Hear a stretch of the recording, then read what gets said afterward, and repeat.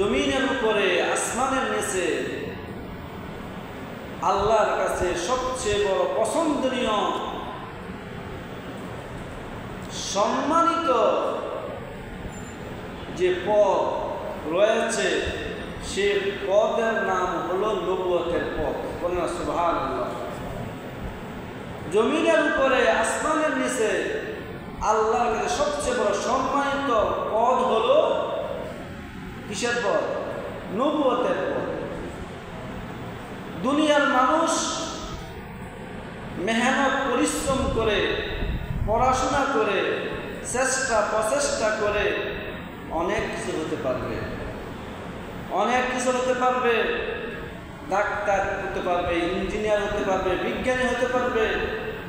মানুষ চেষ্টা করে সব কিছু হতে পারবে, কিন্তু একটা জিনিস মানুষ হতে পারবে না চেষ্টা করে, সেটা হলো কোনো মানুষ নবী হতে পারবে না, রসুল হতে পারবে না।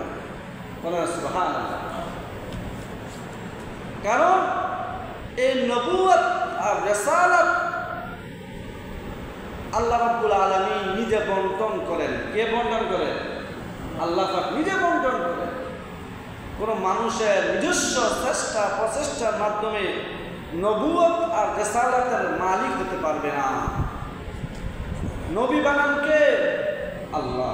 নবী কে বানান? রসুল কে বানান? আল্লাহ। এই জন্যে যেখানে সেখানেই আল্লাহ পাক নবী পাঠান নেই, যাকে তাকে নবী বানান নেই। যাকে পছন্দ করেছেন, যাকে মনোনীত করেছেন, যে স্থানের জন্য মনোনীত করেছেন, ওই স্থানে ওই ব্যক্তিকে আল্লাহ পাক নবী হিসাবে নির্বাচিত করেছেন।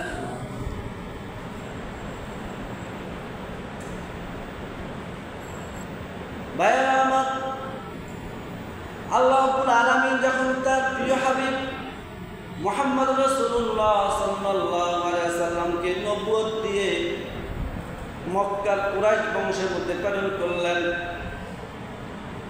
নবী যখন কুরাইশ বংশের কাফের নেতাদের কাছে নবুয়ত নিয়ে গেল, আল্লাহ পাকের পক্ষ থেকে দাওয়াত নিয়ে গেল, মক্কার কাফেরেরা, মক্কার মুশরিকরা বলল, লান নুমিনা হাত্তা নুতা মিসলা মা উতিয়া রাসূলুল্লাহ।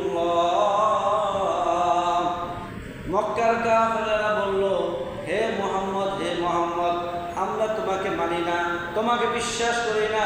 লান নুমিনা, আমরা তোমার প্রতি ঈমান আনবো না, হাত্তা নুতা মিসলা মা উতিয়া রাসূলুল্লাহ, যতক্ষণ পর্যন্ত আল্লাহ রাব্বুল আলামিন আমাদের বংশের মধ্যেও তোমার মতন নবী দান না করবে। বলে নাউযুবিল্লাহ। কাফেররা কি বলল? লান নুমিনা হাত্তা নুতা মিসলা মা উতিয়া রাসূলুল্লাহ। হে মুহাম্মদ, তুমি বনু হাশিম গোত্রে আগমন করেছো। কোন গোত্রে? আমাদের নবী কোন গোত্রে আগমন করেছেন? বনু হাশিম গোত্রে। কোন গোত্রে? বনু হাশিম।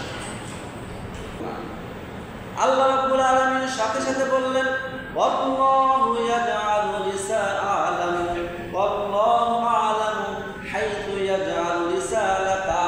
আল্লাহ পাক ভালো জানেন কোন গোত্রের মধ্যে কোন ব্যক্তিকে তিনি নবী বানাবেন।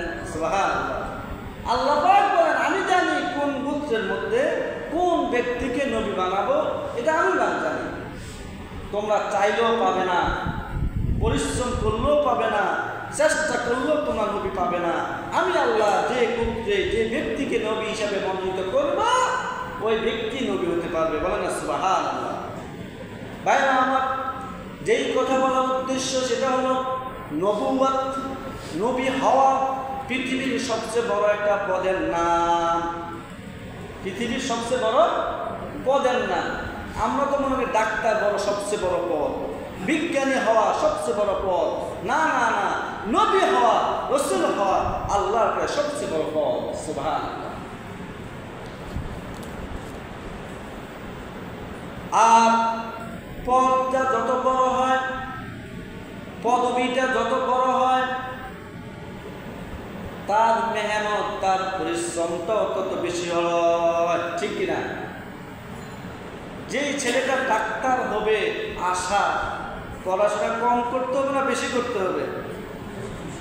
ও কথা বলে, যে ছেলেটা ডাক্তার হওয়ার নিয়ত, পড়াশোনা কম করতে হবে না বেশি করতে হবে? যে ছেলেটার বিজ্ঞানী হওয়ার নিয়ত, সে বিজ্ঞানী হবে, ওই ছেলেটার পড়াশোনা কম করতে হবে না বেশি করতে হবে? বেশি।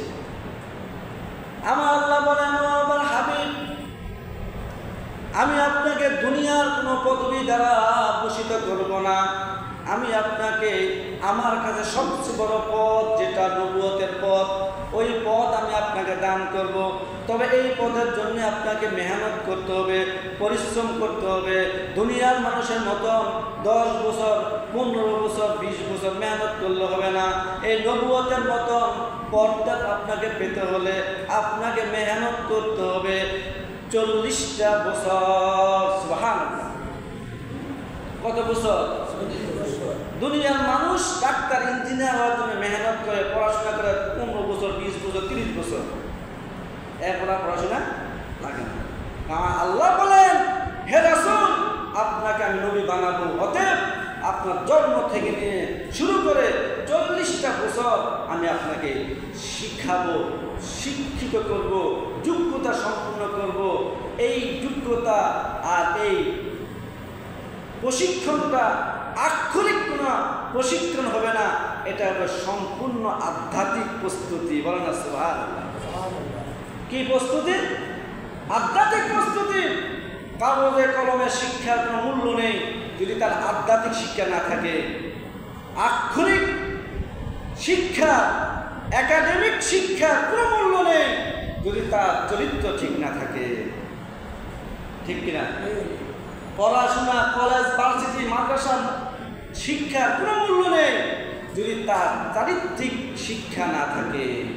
মানুষের শিক্ষার মধ্যে সবচেয়ে বড় শিক্ষা হলো চারিত্রিক শিক্ষা, আদর্শবান শিক্ষা, চরিত্র, সুন্দর চরিত্রের শিক্ষা। বলেন না সুবহানাল্লাহ। যদি চরিত্র সুন্দর না হয়, সে ডাক্তার হোক, ইঞ্জিনিয়ার হোক, তাকে দিয়ে মানবতা কিছুই পাবে না, কিছুই পাবে না, কিছুই পাবে না। দেশ এবং জাতি তাতে কিছুই পাবে না। এই জন্য আল্লাহ রাব্বুল আলামিন মা আমেনার গর্ভ থেকে ভূমিষ্ঠ হওয়ার পর থেকে 40টা বছর পর্যন্ত আমার আল্লাহ তার প্রিয় হাবিব মুহাম্মদ রাসূলুল্লাহ সাল্লাল্লাহু আলাইহি ওয়াসাল্লামকে ধরে ধরে আখলাক শিক্ষা দিয়েছেন, আমানতদারি শিক্ষা দিয়েছেন, সৎ চরিত্র শিক্ষা দিয়েছেন। নাচ গান পাপাচার থেকে আমার আল্লাহ রাসূলকে নিরাপদ রেখেছেন, ঠিক কিনা? মক্কা ঘর যখন নির্মাণ করবে তখন মক্কার লোকেরা সিদ্ধান্ত নিল, আমরা যে টাকা পয়সা উপার্জন করি এটা হালাল নয়, অতএব আল্লাহর ঘরকে নির্মাণ করতে হবে পবিত্র দেহ নিয়ে। খারাপ কোনো কাপড় চোপড় পরে আল্লাহর ঘরকে নির্মাণ করা যাবে না। কি করতে হবে? সবাই উলঙ্গ হয়ে যাও। বলো না নাউজুবিল্লাহ। মক্কার নেতারা, কুরাইশ নেতা সবাই উলঙ্গ হয়ে গেল।